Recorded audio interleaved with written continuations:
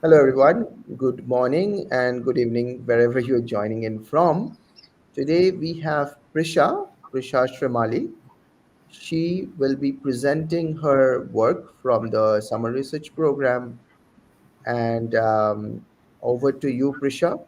Please tell us a little bit about yourself, and then we can start with the presentation. Yes, thank you, Dr. Dasgupta. So, I'm Prisha Shrimali. I'm from the Marymount School of New York. I'm an 11th grader there. I live in Edgewater, New Jersey, and this summer I worked with Dr. Dasgupta and Shaif Sir on optimizing urban accessibility, where we constructed a 15-minute city using a Steiner tree approximation. Next slide, please. Yes, so some key concepts to consider first. The 15 Oh, next. Yes, thank you. The 15-minute city, the goal of the 15-minute city is to provide access to key services such as schools and supermarkets that are all within a 15-minute walk or bike ride. And in this study, we use Steiner tree approximations to optimize this infrastructure by minimizing the travel time while keeping connectivity. So this was done by first representing the city as a graph and then connecting the critical amenities. And this was applied to a case study in Manhattan, which demonstrates how this approach increases walkability and reduces reliance on motorized transportation, such as buses, subways, etc. And the analysis of this project was that there is a strong coverage in central and southern Manhattan. However, there are gaps in northern Manhattan where the pedestrian access could be improved. And this framework can offer valuable insights for urban planning and sustainable city design beyond Manhattan. So, some more on 15-minute cities. The 21st century has brought some incredible technological and population growth, but this in turn has led to increased urbanization, which has led to increased stress on urban environments. And this is also addressed in the United Nations' Sustainable Development Goal 11, Sustainable Cities and Communities. And the 15-minute city model is one way of working on that goal.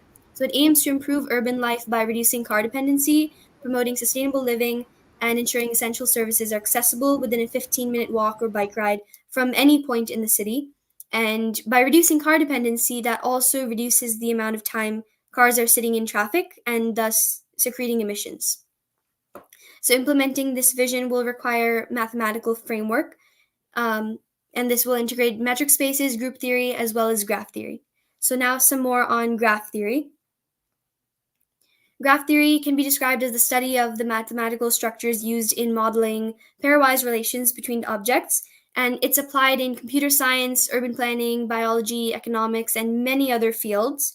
And graphs have two main components, vertices and edges. So, first, we'll explore some key definitions and properties of graphs. So, a graph G is an ordered pair consisting of a set of vertices or nodes V, which represent the objects, and a set of edges, where edges are a subset of the vertices cross vertices, where each edge is an unordered pair of vertices that represents a relationship or a connection between two of the vertices. So, essentially, a graph is a way of representing the different connections between objects mathematically. So there are two key types of graphs. There's undirected and directed. In undirected graphs, neither of the edges have no direction. So, for example, u comma v will equal v comma u, and in an undirected graph, it's also called a digraph. Each of the edges is an ordered pair. So, unlike before, u comma v is not equal to v comma u. And an example of an undirected edge would be a one-way street, and directed edges would be a two-way street, for example. So in undirected graphs, all of these connections are symmetric, and in directed graphs, they have a specific direction.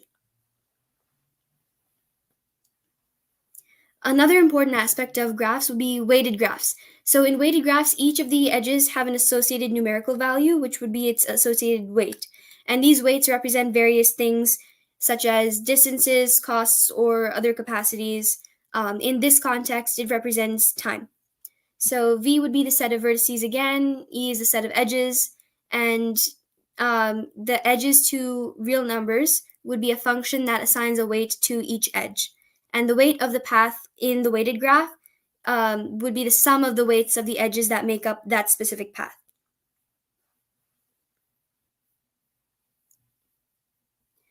So once again, a weighted graph is a graph where each edge is associated, where each edge as belonging to the larger group of edges is associated with a numerical value, which would be a weight. So some more basic definitions to consider. First would be a cycle, which would be a walk in a graph where the first and last vertex are the same. So the starting point and endpoints would be the same. However, no other vertices along the way are repeated. And in a tree, which is a connected graph with no cycles, any of the two vertices can be connected by exactly one path. In adjacent nodes, two of the vertices are connected by an edge, and degrees specific to a node represent the number of edges incident to a vertex. The diameter of a graph is the greatest distance between any of the pair of vertices in a graph. So it's defined by the length of the shortest path between them. And a path, more generally, would be a walk in a graph where none of the vertices are repeated. So graph theory can be applied to urban modeling as well, um, as the graphs would be graphs where the vertices represent locations and the edges represent the paths between the locations. A weighted graph would associate numerical values such as cost, travel time, environmental impact to any of the edges, but in the case of this study, travel time was applied. And this approach can be applied to urban modeling, but the goal is to find the most efficient path for key essential services. So other definitions to consider would be the graph, which is a mathematical structure modeling relationships between objects. Vertices are the nodes representing locations within the city. Edges are the connections between the city locations. A weighted graph represents numerical values for each of the edges. So each of the connections have a different weighted value, in this case, travel time. And a minimum spanning tree, which is a spanning tree of a weighted graph where the total edge weight is the minimum possible and it is not a cycle. So one of the most important applications of graph theory would be in urban modeling, as cities can be represented as graphs to optimize urban spaces. And this is essential as the world progresses further and urbanization is becoming more and more prevalent. So the vertices would represent the key locations, such as intersections, parks, or service points. Edges could be roads or other pathways connecting locations, and weighted graphs could include travel times, distances, or any other possible metric. So this allows us to optimize connectivity and accessibility in cities. So some more on the application in accessibility and connectivity. The weighted graphs facilitate the analysis by allowing urban planners to determine the most efficient routes using shortest path algorithms, which we will see later in this presentation. And this way, areas lacking access to essential services can be identified, and thus new infrastructure can be planned to improve that area. And dynamic graphs can model urban growth and evolving transportation networks over time, as the graph is dynamic or changing. So the 15-minute city concept ensures that all necessary services are within a 15-minute travel time from any point in the city.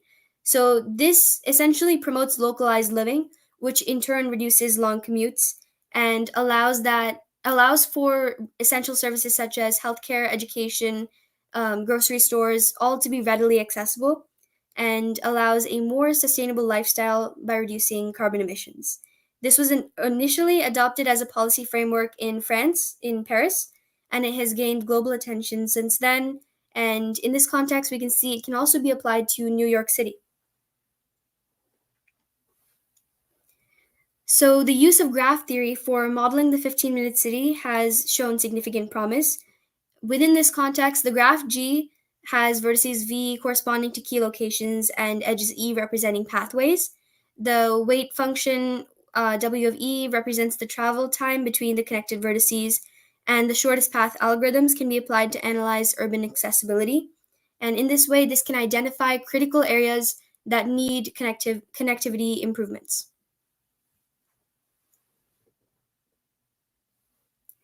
So there have been some computational challenges, but advances in technology have allowed these methods to be applied to even larger cities with larger groups. So parallel processing and faster processors are two notable examples. And the 15-minute city model is the response to environmental concerns and aims to improve quality of life by reducing commuting time and improving local economies and connectivity. So more on the minimum spanning tree. It's a spanning tree of a weighted graph, as mentioned earlier, with the minimum possible total edge weight amongst all the spanning trees of the graph. And this is given a connected, undirected weighted graph, G, where the spanning tree is a subgraph T that includes all of the vertices of G and is also a tree. And the minimum spanning tree is the spanning tree for which the sum of the weights of the edges in E sub T is minimized. There are two key polynomial time algorithms used in graph theory. So polynomial time algorithm just means that the time complexity is taken into account. One is Dijkstra's algorithm, which will be used to find the shortest path, and the other is Kruskal's algorithm, which will be used for finding the minimum spanning tree. So in Dijkstra's algorithm, which is for the shortest path, that's required for a weighted graph where the edge weights are non-negative, and this operates by constantly selecting the vertex with the smallest known distance and then updating the distance to its neighboring vertices. And this process is repeated until the shortest path has been determined for all of the vertices.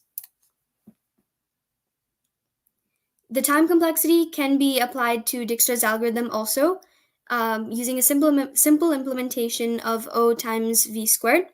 And the time complexity also can use a priority queue by applying a logarithm, where V is still the number of vertices and E is the number of edges. And Kruskal's algorithm, which was used to find the minimum spanning tree of a connected and undirected graph, also can have a time complexity applied to it. But first, it connects all of the vertices together without any cycles and with the minimum possible total edge weight.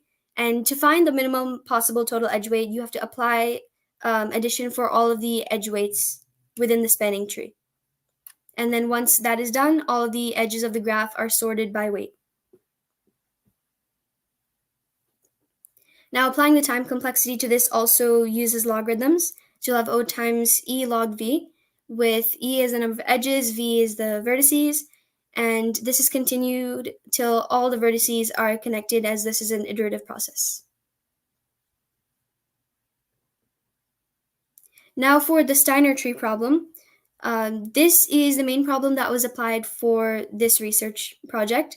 So G is the group where, and it's an undirected graph where V is the set of vertices, E is the set of edges. Each of the edges has a non-negative weight C, as was detailed in Dijkstra's algorithm, and T is a subset of the vertices, which is referred to as terminals. So the Steiner tree within G is a tree that spans all of the vertices in T in the subset of the vertices of G. And this can have two variants. This can be an optimization problem where we're looking to minimize the total weight, or this can be a decision problem where you first determine K, a given natural number, and then you ask if there's a Steiner tree with a weight less than or equal to K. So applying this to optimization and decision problems. The decision problem is NP complete, meaning there is no effective solution algorithm for this, and one of CARP's 21 NP complete problems. So the optimization version would thus be NP hard. And a special case of the Steiner tree problem is the metric Steiner tree problem, where the edge weights are correspondent to distances on a metric space. And any instance of the general Steiner tree problem can also be transformed onto this metric Steiner tree problem in polynomial time as well.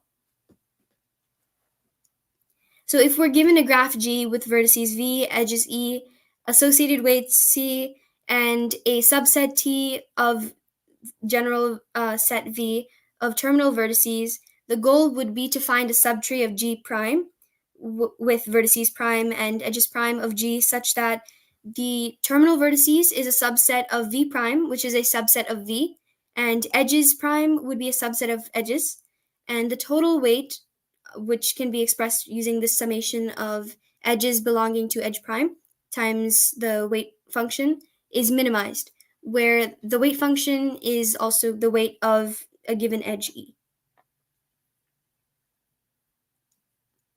So the vertices in V prime and also T, since it's a subset of V prime, are called Steiner points, as they're the points within the Steiner tree. If the terminal points, if the terminals within are equal to the vertices, the Steiner tree problem reduces to the minimum Steiner tree problem, this minimum spanning tree problem. And if t is equal to s comma t, then the problem simplifies to finding the shortest s minus t path.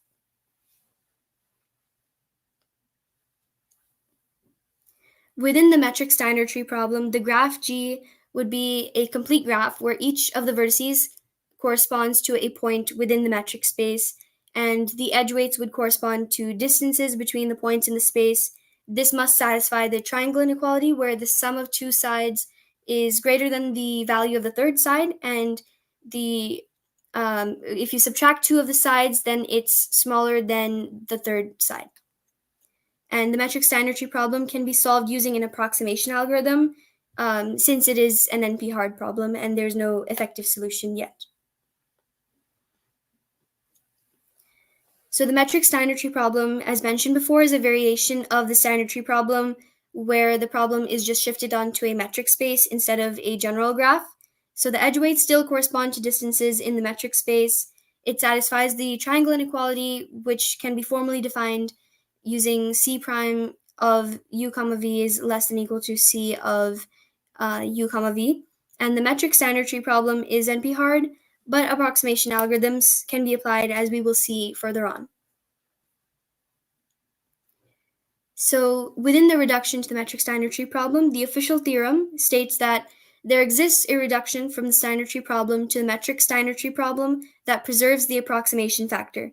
So this just means that the reduction can be done using the time complexity in polynomial time, and it ensures that solving the metric Steiner tree problem will give you a solution equivalent to the original Steiner tree problem. And now we'll move on to some lemmas that form the basis of the proof of these theorems and provide the key logic that supports the argument and ensures that the conditions of these theorems are satisfied. So the first lemma is the Steiner tree solution, which states that H is a solution to the Steiner tree problem on G, C, T. Then H is a solution to the metric Steiner tree problem on V, C prime, T, where the edge weights prime of H is less than equal to edge weights of the original one of H. So here's the given proof of the first lemma, where H is clearly a solution to the metric version, as it satisfies the triangle inequality, and it is therefore therefore applies to the metric version.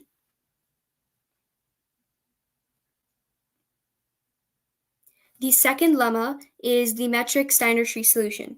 So first we have to let H prime be a solution to the metric Steiner tree on the given V, C prime, T. Then that indicates there exists a solution H to the Steiner tree problem on the original G, C, T, with C of H is less than equal to C prime of H prime. And if we're given H prime, then we can find such an H in polynomial time.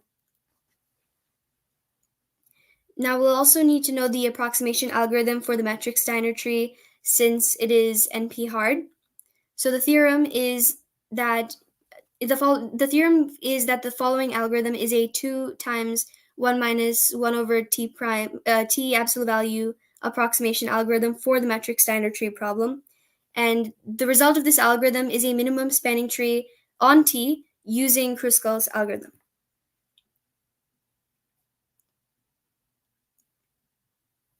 So within the algorithm for the metric Steiner tree problem, Regarding inputs, the set of points would be V.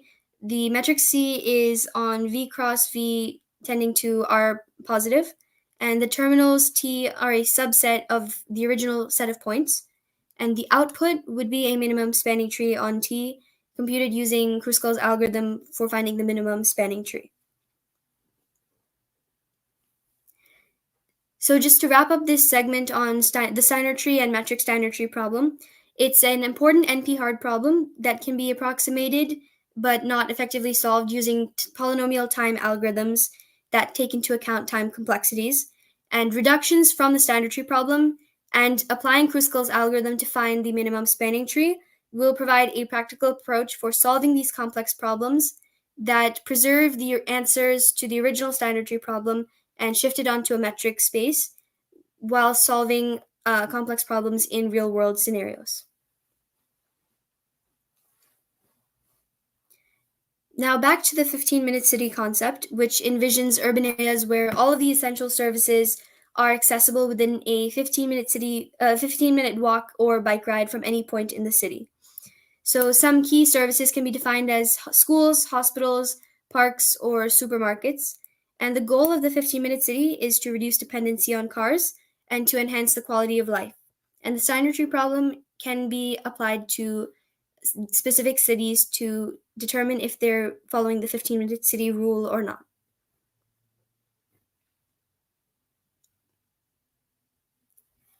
First, we have to model the city's layout, which we can do by defining a graph G, where V is the set of vertices, in this case representing specific city locations such as residential areas or amenities, and E would be the set of edges that represent paths or other roads between locations, and each of the specific edges E, which belong to the general group of edges, has a weight C of E representing the travel time between locations. So the edge weight that we're applying here would be time. The goal of the Steiner tree problem in the context of the 15-minute city problem would be to find a minimum weight tree where the set of critical locations are connected, which can also be referred to as terminals. So within the set of general locations, V, we have a set of terminals, a set of the key amenities we're looking for, and those have to be connected. And potentially other vertices could be added, but they must be Steiner points, meaning that we're preventing it from becoming a cycle to minimize the total weight of the tree. And the goal is to minimize the total travel cost, the total travel time. And this can be done by applying a minimization to the summation of all of the edge weights.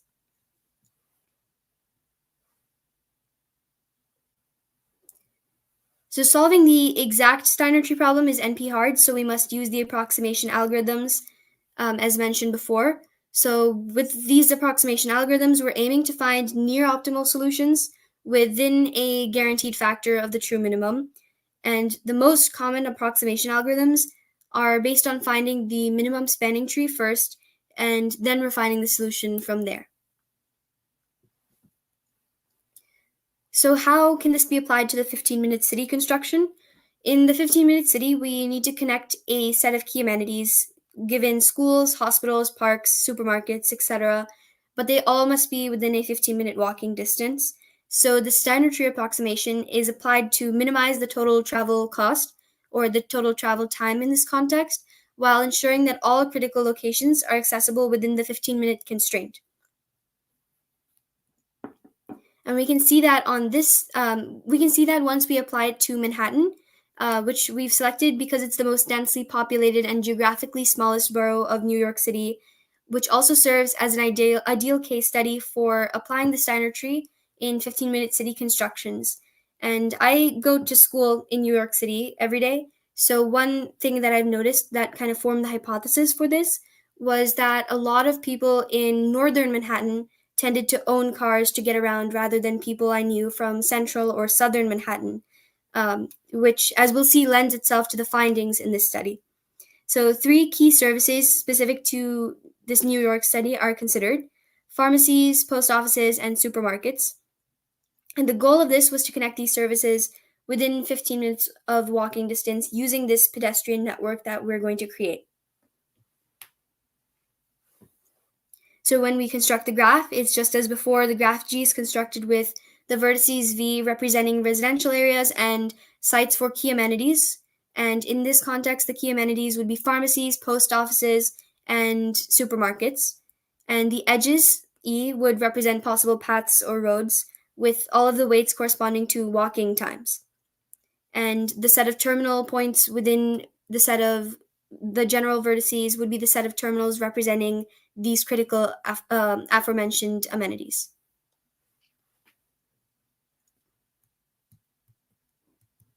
The Steiner tree approximation, once we apply it to this, has to take into account the 15-minute city constraint, which would be less than 15 minutes. So we can see that the minimization function is now being applied to a summation of all of the edge weights that are less than 15 minutes.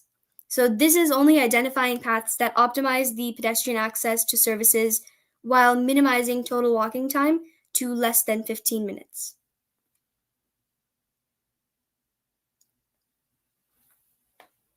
So this is an example. This is a visualization of the Manhattan pedestrian network analysis. And for context, the data was pulled from Google Maps for this project.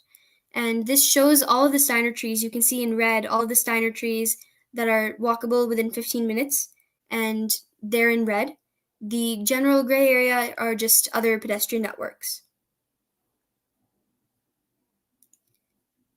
So the analysis of what you saw before would be that a significant portion of Manhattan's network is within a 15-minute walking distance from pharmacies, post offices, and supermarkets, which were the three key amenities taken in this study.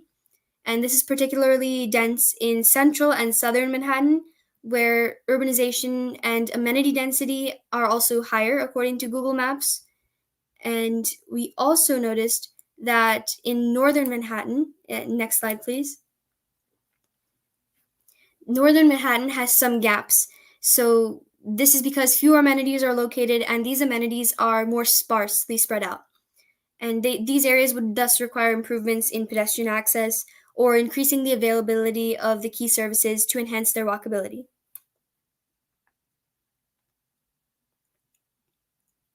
So just to recap what just happened, in the study, we employed the Steiner tree problem and its time complexity, taking into account the time complexity for the polynomial-time approximation to construct a 15-minute city.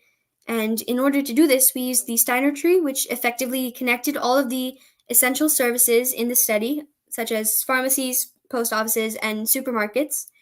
And these were connected within a 15-minute walking distance, with the pedestrian network optimized to minimize total travel time. And this method provided a practical tool for designing more accessible and sustainable urban layouts, and can also be applied to cities other than Manhattan in the future.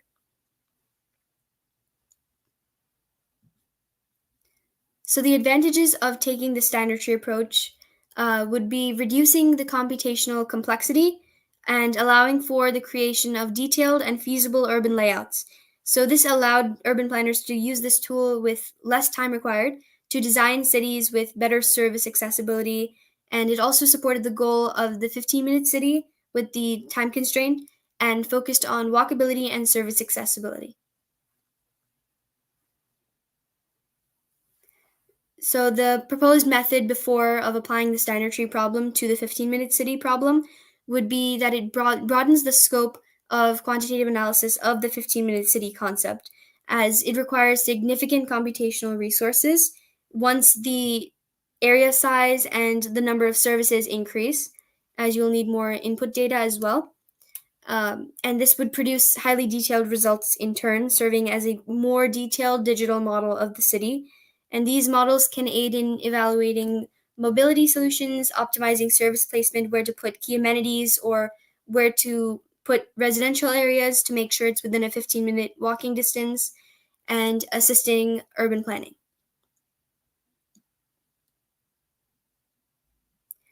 This research, I intend to continue this research in the future, and some research questions that I could consider or others can consider would be a multi-criteria optimization.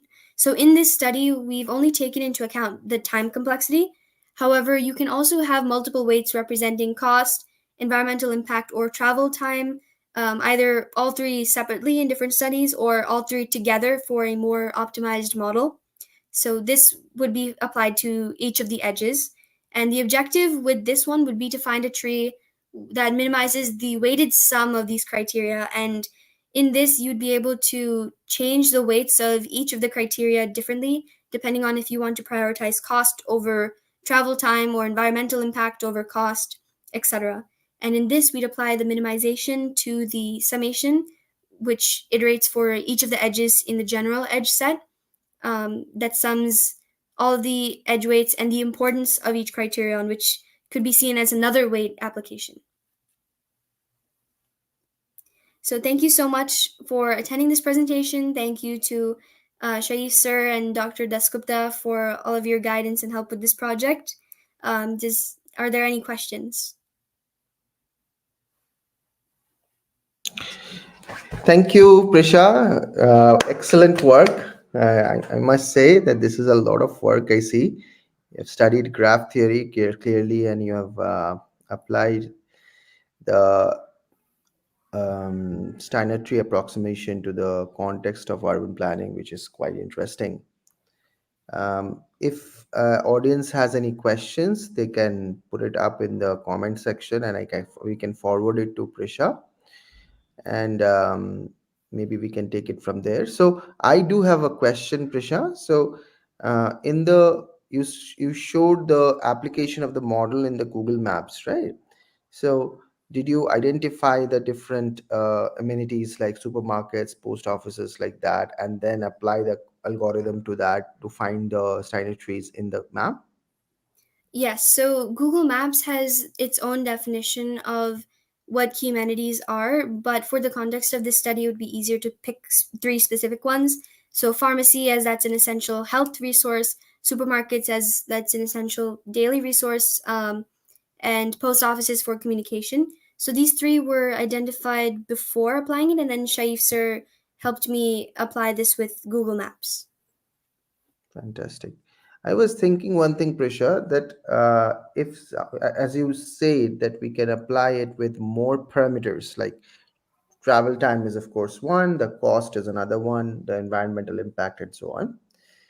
One may also create a dynamic Steiner tree map, because all through the day, depending on the traffic, the the red regions would shift or change, as let's say in the office, when there is an office hour rush, then there would be something would and and on some other point of the day there would be another thing. So it could be really nice if we can get a time dependent map of this sort. Yeah, Okay. that's a very interesting idea. I actually hadn't thought of applying the dynamic angle for time. This is more of a static model for the first round, but applying a dynamic time version could definitely be very helpful. It could be seen as maybe a smarter, more eco-friendly Google Maps option. Yeah. All right, awesome. Thank you, Shaif and Muskan. Thank you very much for assisting Prisha through this beautiful project. She is an 11th grader. I mean, awesome. Like, she has learned so much and trying to understand so much more. Again, a clap for Prisha. Excellent. We will conclude the discussion here. And if audience has any questions, please put it in the comment section, or you can also send us by email, and I'll see you in the next time. Thank you. Bye.